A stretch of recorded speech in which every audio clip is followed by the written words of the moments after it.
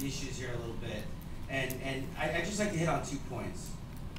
First, what are the voters supposed to do? And secondly, the truth about minority representation and these issues. First, what are the voters supposed to do? Florida has some of the least competitive legislative districts in the country. Half the time, more than half the time, voters go to the ballot, they've got one choice, because there's not a lot of competition in that district. What are the voters supposed to do? They use a constitutional initiative process that has been weakened to the point where it's one of the weakest in the country. But they still gather 1.7 million signatures. They get it on the ballot. So they're trying to do something about it. Then the Florida legislature hires private counsel to fight this ballot initiative in the courts. What are the voters supposed to do? They did their best. Supreme Court said no, it can stay, it can go on the ballot. Now we find out that there's a competing constitutional amendment that all of our legal counsel has told us is going to completely gut what the voters put on the ballot. We heard testified here today that that was drafted by legislators, their staff, and another private counsel paid for by the taxpayers. What are the voters supposed to do?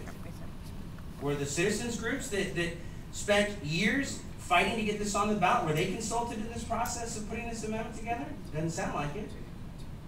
What are the voters supposed to do? Now, there's a brilliantly worded constitutional amendment that sounds great.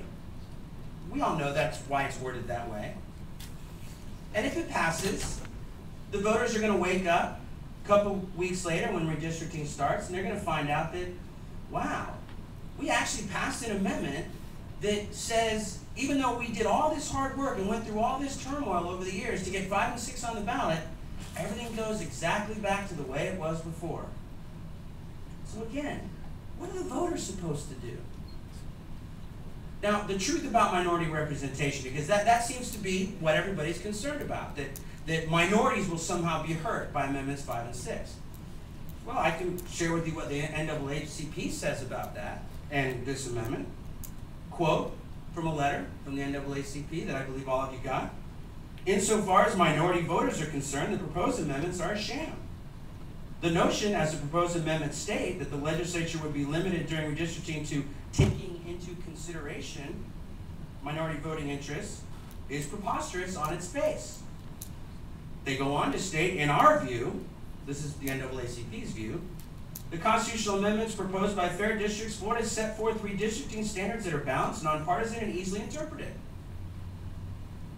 Now, with our organization is questioning ideas of minority representation, who would we listen to? Attorneys hired by the same people who want to continue to be able to draw their own districts?